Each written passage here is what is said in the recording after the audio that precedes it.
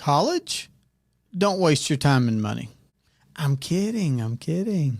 Hello and welcome to the Durham Talents channel. My name is Jesse Durham. For today's quick take, we're going to discuss college, and I hope we're going to do it in a different perspective than maybe you've heard, while still touching on some relevant and evergreen perspectives. But we're going to do it with an infinite banking lens. So let's begin with the preface. College, you decide. I'm not going to tell you to go to college. Don't go to college. What I believe as a philosophy is that when you know what's going on, you will know what to do. Now, some interesting people that come to mind who've shed light on this subject in a broad way, in a helpful way, an interesting way, are people like John Stossel, are people like Mike Rowe of Dirty Jobs. So there are some interesting folks to check out in the material that they've produced, I believe. But let's jump right into the priority. Hopefully you've caught on to this drift of, we've talked about the philosophy and we've talked about the preface. Now we're going right into the priority. So if you prioritize college in whatever way, see, it could be like me that you learn about infinite banking after you'd already gone to college and after you already had student loans. See, I used infinite banking to clean up my student loan debt and to get the money back, not just to pay it off, but to get the money back. Now, other people are going to be in college right now. Other people are going to be planning for college for themselves. Other people are going to be looking to prepare their children for college, etc. So college, you decide.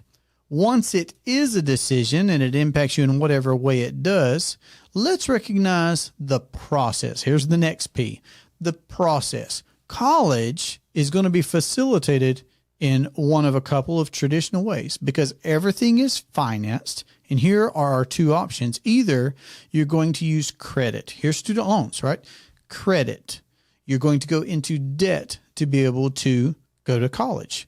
I didn't know any different. They told me to fill out these forms to be able to go get your 4-year degree because that's what you're supposed to do. I didn't fully understand student loans. I was charging things up at the university stores without realizing really what was going on until after that first year. Anyway, for sure. But credit is one of the options, taking out loans to go to school. So you, someone you know, or somebody who's going to, student loans or credit is going to be relevant in that situation. The other way of going about financing college is saving for it. And there are the Dave Ramseys and the others of the world who will tell you to save, and they'll tell you where to save or how to save. But saving is still this second way of financing. So whether you put your money in a coffee can or under the mattress or in a hole in the ground or in a CD or in a savings account or in a money market account or in a checking account or in a 529 government qualified plan, you're trying to save for college is another way. I think we should ask some questions about both these ways. Once you recognize that if you're going the credit way, you're asking permission to use someone else's money to pay them interest on their terms and conditions. It's a loan that traditionally you've not been able to get away from. I know that there are those politicians that are talking about student loan forgiveness. It's not happened so far. I had to pay mine. I did pay mine. We have no student loans now. We use our infinite banking to do that. But that's the credit way and what it looks like. And then the cash way is this. You save. Hopefully you save. It could be investing. There's a big difference there. In some of these vehicles, and we'll talk about the product in a second. We're still on process. The next P is going to be the product. What ideal product is there out there where you could be capitalizing for college? Some of these vehicles are going to be savings, like a savings account, like money under the mattress, like a CD. Those are savings vehicles, and they have their pros and their cons. They have their qualities as well. But some of these are investments, such as the 529. That is an investment. And there are layers of things that we should consider in that particular vehicle. But either way, let's if we didn't get real deep in the minutia on those different things, I still think that product's worth talking about, and that's why we're going to address it, but that's why we're going to address it last. I think the process is so much more important to recognize. The credit route, we use somebody else's money and we have to pay them interest back. We're literally paying them more than what the thing itself cost.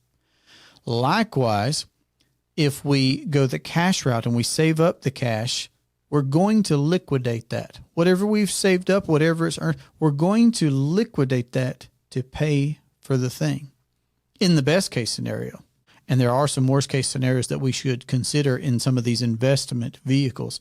But at the end of the day, if you save up for something, you're going to liquidate it. The principal's gone. You don't have it anymore. Those dollars no longer work for you. They perform nothing for you. You got the thing. You got the college education. And could there be something said about it's better than going into debt for it and paying other people interest for it? Sure, there's something to be said about that. But you go back to zero. And that always makes me think about Warren Buffett's number one rule. Warren Buffett's number one rule.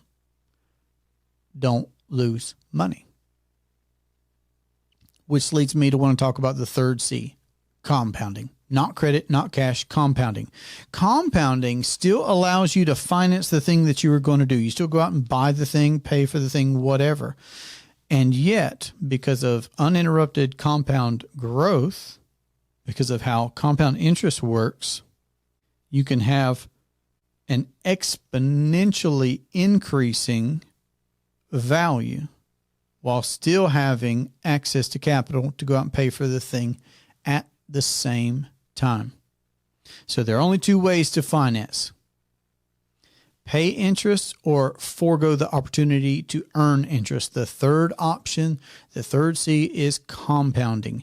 You can pay for the thing and have compound growth at the same time. So now we must talk, once you understand that process of everything's finance, either you're losing interest on capital that you could have earned interest on, or you're paying interest. Those are the two options. Once you understand that you could earn uninterrupted compound interest and still finance the things that you are going to do, still pay cash for the thing, but have compounding.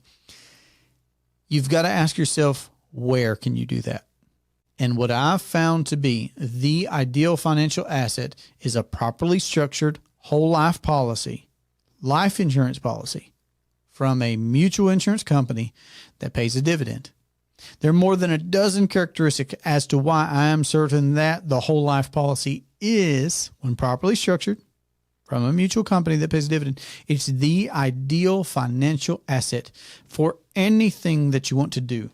I talk to people about how to live and leave a lasting legacy through infinite banking, as conceived and codified in R. Nelson Nash's book, Becoming Your Own Banker. It's the ability for you to control and profit from the banking function in your life for something as pretty normal as college. You could go to college and keep the money. Now, if you're going the credit route, you're using other people's money, paying them interest on their terms, etc. If you're going the cash route, if that's the process you choose, you save up, forego the opportunity to earn interest, uninterrupted compound interest. You're going to liquidate that. The principal is gone. That money no longer works for you, and you're back to zero. Or you experience compounding, and uninterrupted compounding on your capital for your whole lifetime, while still having access to a compounding pool of capital for your need of finance. You can pay for the college and keep the money. You see, when you pay premiums, and I'll show you a visual that I found to be helpful for this. When you pay premiums into a policy, those premiums grow and compound over your whole life. The death benefit is a guarantee for your whole life, and it can go up, and it does go up. The cash value of that policy, of that contract, of that appreciating asset goes up your whole life. And the more that you use that policy for your need of finance, not just own it, but use that policy, access capital from that policy, go out and do the thing that you were going to do, pay that back plus interest, you grow and you compound that entity from your behavior. It already has its guaranteed growth. It can earn a dividend just because you own it, just because you're paying premiums and you're a part owner of this company. And yet it's your behavior that impacts this so much more. Instead of going the credit route or the cash route, you decided to capitalize in this private piece of property that has its own inherent contractual, legally binding growth, death benefit, opportunity to earn dividends, etc. Did I mention that it's a hedge against inflation? Did I mention that it can have litigation protections that other assets do not have? Did I mention yet that you can have tax-free access to this compounding pool of capital? Did I mention that it's guaranteed, conservative, safe, liquid, private, and more? It's the ideal asset. It's the ideal product for going to college, if that's what you decide to do. Preparing for your children's college, if that's something that you're wanting to do. So banking is a process. Banking is a function. Banking just exists. And I would encourage you to understand how you can be your own banker. You can control and profit over the banking function in your life. I hope that this quick take has been helpful for you. If you would like a proper introduction to infinite banking, I would encourage you to check out my free introductory presentation. You can find that at durhamtalents.com or on my YouTube channel. My calendar link also is available on the website where you could have a free consultation call with me. But this has been a great pleasure for me, and I look forward to our next conversation. My name is Jesse Durham. I teach people how to live and leave a lasting legacy. Have a great day. Take care.